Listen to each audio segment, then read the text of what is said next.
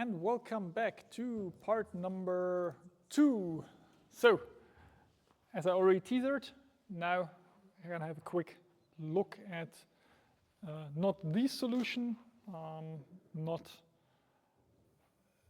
the, like in any way the one that I'm trying to advertise here, just like a concept that potentially could be interesting and worthwhile briefly discussing in this context that we just discussed with Graeber, because he himself proposes as a solution, but also in the context of continuing automation and digitalization of our societies. If the promise of AIs and robots become true and they will take over most of the tasks that we don't want to do or don't have to do, and then what to do with all the people who are economically forced or dependent on having a job, like how could we solve this conundrum? And some of you might have already stumbled up on this term, universal basic income, or in German, universales Grundeinkommen.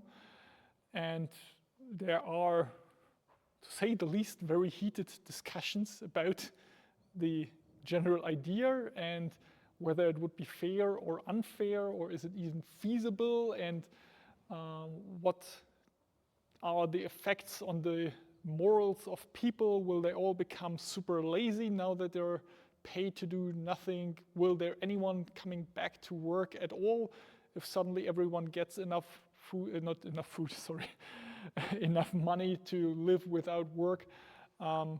So we'll just be able to just roughly scratch those topics. It's more about introducing the general concept. What does it mean beyond what you might find on the tabloid newspaper? What are the different types, like really briefly, some of the pitfalls, similar to some of the other topics in this lecture series before, not a whole in-depth thing. You could probably do a whole lecture series on the universal basic income, but more like, oh, look, there is this thing which could be a building block or which could be inspiration for X, Y, or Z. So, quick overview first. Universal basic income, in short, UBI. There are various synonyms. I already gave the German translation, but there's also the basic income guarantee, or the unconditional basic income, or the universal basic income. Currently not implemented by any country.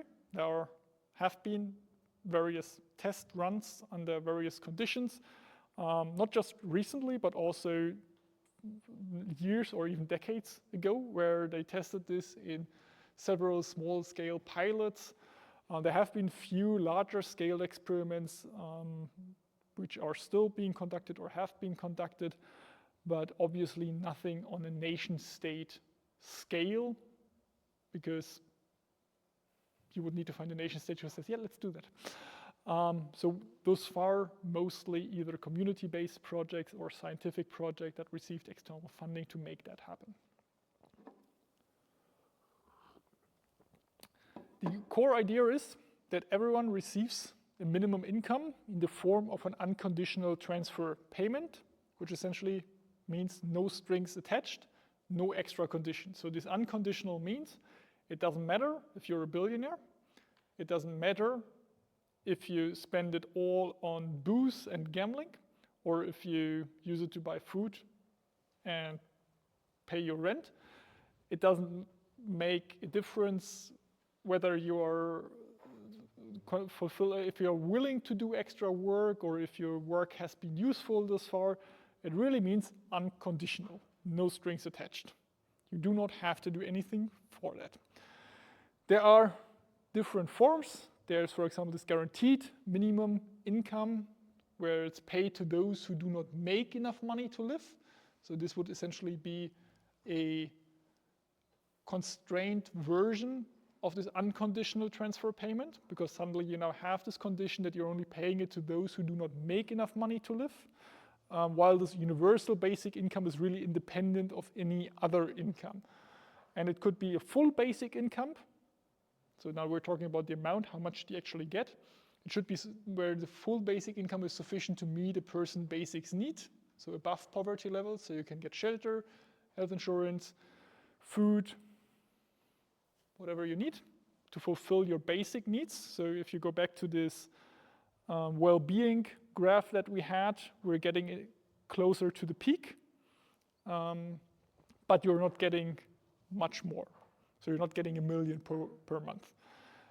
Or partial basic incomes that essentially could be comparable to something that we have in Germany, like the Bürgergeld or Arbeitslosengeld, which has some kind of conditions. But if you would imagine or thinking about that without a condition, so that you can barely get to the minimum level or just below or above, but it doesn't cover everything. If you're like having difficult living situations, for example. So what's important thing here to take away? So the universal or unconditional basic income is really unconditional. Everyone gets it, no matter the background, and no strings attached. Then there are like different forms, like the guaranteed one, where you have some strings attached, and also in the amount you can have different ones, like the full that covers everything so that you get above poverty level, or some partial basic incomes that help you a little bit out, but you will still stay below poverty level if you just rely on this partial basic income. There's also, of course, a cool three-dimensional way to illustrate this approach, which I find actually quite helpful.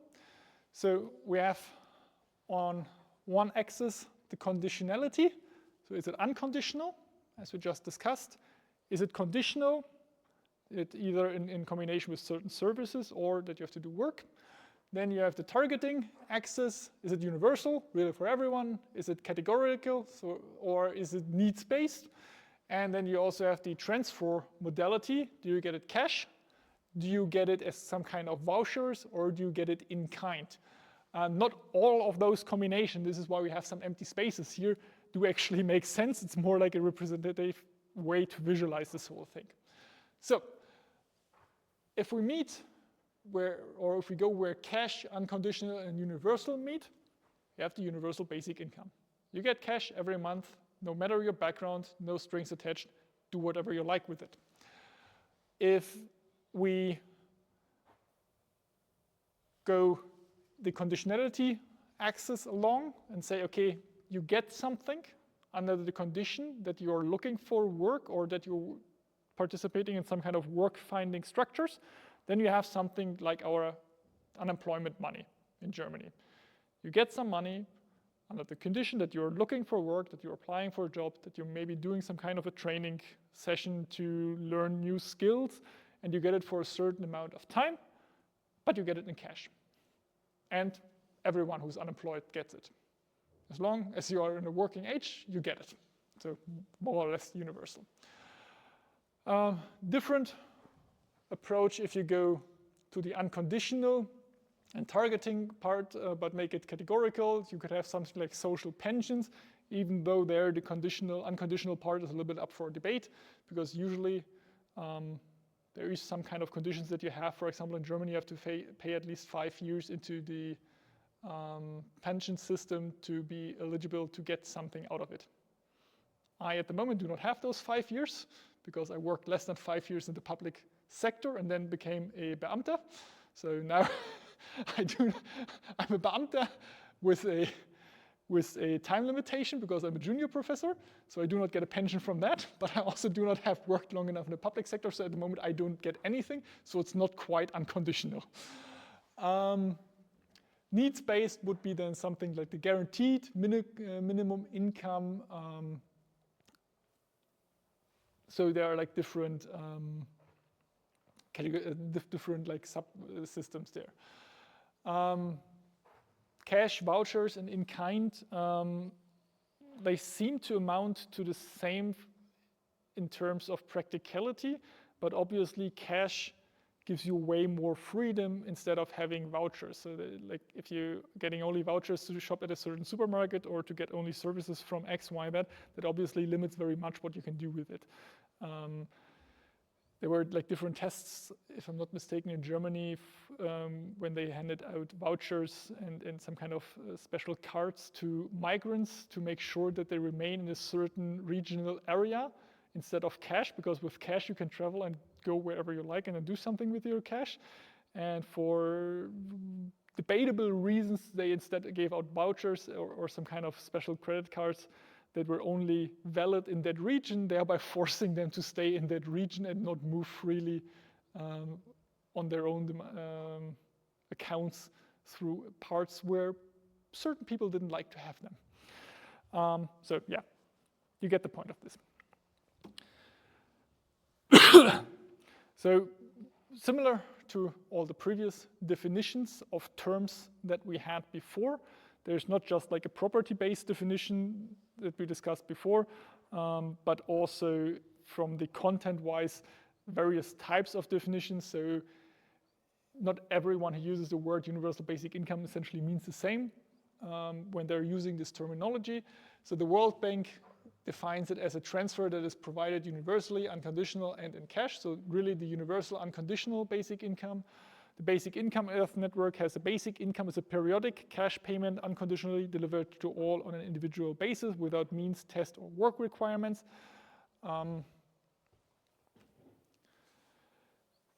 Depending on what political spectrum you talk to, you will get very different interpretation of this universal basic income. Especially in the US, there are some ways to use the terminology that go quite far away from the initially intended meaning where it came from, because they're essentially trying to argue to use something like that as a means to not having the right to any government-provided services beyond just a periodic cash or voucher payment, and not having the need for a government beyond that. So by just getting this payment, you don't have a need for medical health insurance provided by the government anymore, roads, infrastructure services, water structure services, and so on. Like all of this suddenly not being provided by the state anymore because you get this periodic thing, and then suddenly everything else that the government is providing falls apart. There are like very weird niche discussions going on in that direction. I'm just like briefly going there to make this clear that the term UBI is being very differently used in very different political spectrums. Just in case you're stumbling upon something that doesn't make any sense in context of this lecture. Good, but back to those two definitions. What's important there, the periodic part is paid out in regular intervals, usually once a month, once a quarter, once a year, but usually once a month. So you get it on a regular base. It's cash so that you can use it, or in some kind of other appropriate medium of exchange, so not this vouchers or in-kind system. Individual is paid on an individual base and not based on a household, because that once again would then just be discrimination, because it makes a difference if I'm living alone of $2,000 or if I'm having $2,000 to feed 5 children plus my wife. So it's individual and not based on a household. And it's universal, it's paid to everyone, whether you are a newborn child that is 1 month old, or whether you just hit your 100th birthday, everyone gets it. And unconditional, we talked about that before, no strings attached. You do not have to demonstrate the willingness to do anything for it. This is just like a short detour, because when I was researching like 2 years ago when I made those slides, information about the universal about the universal basic income, I also stumbled upon this Forbes article. And the particular interesting part is that actually the AI seems to be quite unhappy with the universal basic income, because the Twitter or X AI actually makes me tweet suggestions what I should tweet about this article. Though in some context the idea has a surface appeal, it's otherwise wrong-headed, or though in some context the idea has a surface appeal, it's otherwise wrong-headed. First of all, I find it great that it suggests me twice the same tweet as 2 alternatives, which tells you a lot about AI, and also that for whatever reason, like this is not a summary or the point that was fully made there. It's just essentially taking the title, and then taking this sentiment. They essentially made a sentiment analysis of the title and suggest me to tweet the same based on the AI outcome there. Excellent choice. It's been 2 years. I'm sure AI has improved significantly since then, and now it would never make such a mistake again. Good, quick detour. So let's do some numbers game in terms of how much money would we need, where would the money come from, how would that potentially work. So Germany, rough population, 84 million, UBI per person. Back then, 2 years ago, I took or 2.5 years ago, I took $1,200 per month. Due to inflation and risen living costs, that might not work out that luxurious anymore, but let's roll with a number anyway, because it gets us to a very nice and round number of 1 trillion euros per year that it would cost to pay a universal basic income in Germany. 1 trillion being 1,000 billion dollar, or in German Milliarden, so 1,000 Milliarden Euro, sorry, not dollar, euros. So how much money is that? How much money does the German government spend on other stuff, just in comparison? Could we pay that, for example, from taxpayer money, but where would the taxpayer stuff come from, blah, blah, blah. We'll get into that in a second. So we need 1 trillion altogether. This does not help me at the moment because it doesn't tell me how much we're making per year. This one is better. Back in, for when is this number, 2025, where we updated this figure, we had a budget for the government for federal expenditures of roughly 500 billion euros, so not even half of what we need to pay for in UBI. Sure, there are some parts in there that, depending on whether you're going for a full UBI or minimum UBI or everything in between, that might not be required anymore, because if everyone gets an UBI, you don't need unemployment money anymore, for example, because you already have the UBI. You can save some money here and there, but it clearly indicates that right now the government is not making enough money to pay for an UBI. And that those figures might, of course, look different for different nation states, because different amount of people, like the population size is different, also how much money they make per person, blah, blah, blah, blah, blah. But roughly, for most, or I would even go so far to say for all nation states at the moment, based on what they're spending without making too many extra debts, it would not work to fund a UBI right away. So you would need to find different means of somehow making it possible to work for it. There are, for example, ideas to say, okay, if AI and automation take care of a lot of tasks that humans would have need to do, we can use those essentially as free labor costs, providing services at a no or close to zero cost assumption. So we would not need to pay for those. Therefore, we could reduce the universal basic income, because some free services could be provided more or less for free. That has its limitation, but it's like one thought direction that is very much advocated for by technology fancy people. Let's say the more automation we have, the easier it is to, for example, fund such universal basic income. You could, of course, also increase taxes, but then the question is, what taxes? If suddenly everyone gets universal basic income and decides to not go to work, no one would pay taxes anymore. You can only tax income, or it only makes sense to tax income that is above the universal basic income. Otherwise, you would just tax the money that you just paid yourself to the people you handed it out to. That doesn't really make sense. So you would still need enough people who are still willing to go to work, which I personally have the feeling would be most people, because even if I get now $1,200 extra, I would still do research. Probably also some teaching, because teaching most of the time is also fun.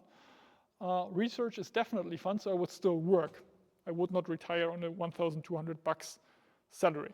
I would still show up here, therefore I would still pay taxes.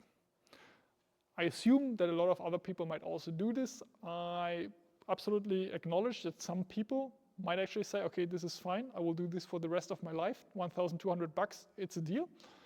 But I assume most people will find one way or another to still somehow contribute to society in some kind of employment situation. They might not do bullshit jobs anymore, because now they do not have the economical constraints that force them to do unnecessary work and be rewarded for the suffering. So there's like a big chance that maybe more people work in the service sector helping elderly people, improving education, whatever, everything that paid very badly before and is theoretically a noble cause. But you would need to figure out, like, okay, how does it work? Beyond just taxing people who pay, which is usually, like, for politicians the easiest way, there are other ideas. What type of taxes could be used to fund something like this? And I'm just like giving one or two examples here now. One of those is often discussed also outside this UBI context, just in terms of figuring out how to get money for the federal budget, or how to constrain like financial gamblings by hedge funds and banks. It's a so-called financial transaction tax, which essentially taxes financial transactions, for example, on the stock market. So whenever you buy or sell, or sometimes even only in one way, a stock, you have to pay a small fee, which would be essentially a bank, or like the end to something like high-speed trading, where you are buying stocks, holding them for a certain millisecond and selling them to the next, and they're making some money by the fraction there. If you have to suddenly pay a 1% tax on everything, then this becomes very much unattractive.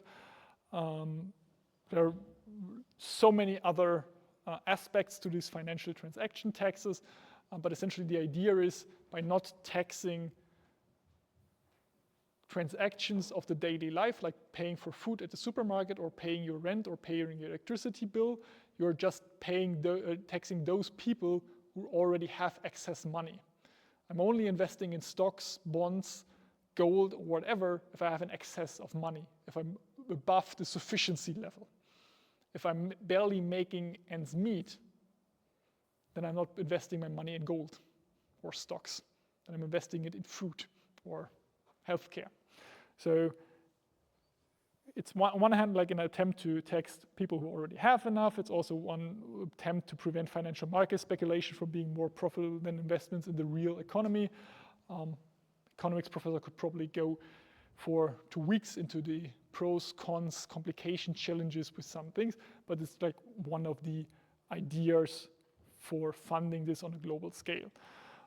Side effects: less gambling in the finance sector, maybe less financial crises, and only professional finance gamblers lose money, nobody else who doesn't have excess money. There are also like various other tax approaches. There's this thing called negative income tax. Individuals earning below a certain threshold receive supplemental pay from the government instead of paying taxes. This also essentially would then help to lower the amount of money that would need to go into universal basic income. We should probably at some point make this figure in English, but that's pretty much the idea. So if I'm making below this point where the two lines meet, then I receive some money from this negative income tax. If I'm making more money, I'm essentially contributing to paying those income tax. It's just like another way to taxing people who have more or have enough or more than enough, and then somehow helping to shift some of that money to people who do not have enough. Another approach is taxation of consumption. So something that you're already doing, like value-added tax, which replaces all other taxes and social security contributions. So instead of 19%, or you could also like start categorizing it for like the daily needs, like food, you're paying less than, for example, extremely high consumerist products like Gucci handbags or 2,000 euro iPhones. You could put a 50% tax on that because you probably don't really need it. Or the private jet could be taxed with 1,000,000% of extra tax because you definitely don't need it. And it's a luxurious good that harms the environment, blah, blah, blah, blah, blah. You can also start taxation of natural resources or taxation of environmental damage, and then use this to fund those kind of things. But all of those taxation approaches are also used often in other discussions. We're just repurposing them now in the discussion of this universal basic income and how to fund it. Because right now, as the government income works, it's just not enough. So we had 500 billion roughly that they're spending at the moment, and we would need 1 trillion just for the universal basic income in Germany. If you would like to give it a shot and be part, suddenly some people look really, really interested. If you would like to give it a shot, there is an ongoing, I think it's still ongoing, social community project experiment where they're handling out small-scale UBIs on a regular basis. So I think you can get like 2 types. I think one of them was something like $1,000 per month for a year, and then you have to report back how did that change my life. And I think at some point they also had higher rates with more than $1,000, but I haven't been on that website in the last few months. So check it out, give it a shot. The only thing you have to register is that you have to register. And once they announce a new round, then you have to essentially click on I want to participate. And if you're lucky, you get it. If you are lucky, please consider funding this course. Thank you very much. Yeah. So, conclusion. What did we discuss today? First, eco-efficiency, eco-consistency, and eco-self-sufficiency. Once you heard, or once you had the examples for those, they are probably rather intuitive concepts. So either making stuff more efficient to save, for example, resources, or eco-consistency, replacing more harmful stuff with less harmful stuff in terms of environmental damage when you're consuming it. Self-sufficiency or eco-sufficiency, I have enough, I don't need more, or how do I scale back so that I still have enough and do not waste unnecessary resources. Then we had the quick detour to Graeber and his bullshit jobs, where we briefly made some mental gymnastics with respect to what jobs are actually necessary. Are there jobs that don't seem to contribute to society in a positive way at the moment? The relation to automation and AI, where we potentially even have more work taken away. How do we do that? Why do people still keep working in those professions even though they do not really feel like contributing to society? We briefly discussed the economic forces there that force people to do jobs that they hate and essentially take their salary as a reward for suffering. And then essentially made this turn to universal basic incomes as a potential solution or as a potential building block that somehow could be involved in this dilemma. There were also different types of universal basic income. We discussed also with the challenges of funding it, and yeah, that's essentially the slightly longer lecture for today. A lot of concepts briefly touched up on. I hope that you're still clear why we briefly looked at them, so that you at least have heard of them, that you have an idea what those terms mean and how they are applicable in your own life and how they feed into this bigger picture of sustainability. That's it from my side. We'll cut the recording now. I think there are also some additional resources that are interesting to look into. So some stuff from David Graeber, Rutger Bregman, historian, also arguing for solutions like universal basic income. Volkers and Nico Peck have a very nice book on sufficiency. And maybe in preparation of Roland Menges next week, who's talking about economic aspects, you can look into Felber's books where he's talking about the economy for the common good. So there's also, I think, a quick video in this one, if I'm not mistaken. So if you can't get enough of this stuff, have a look. But that's it for the video today. We'll make another 2-3 minute break, then Q&A, and I think Chintan also has some slides, but we won't record those. Topic is going to be coffee, if I'm not mistaken.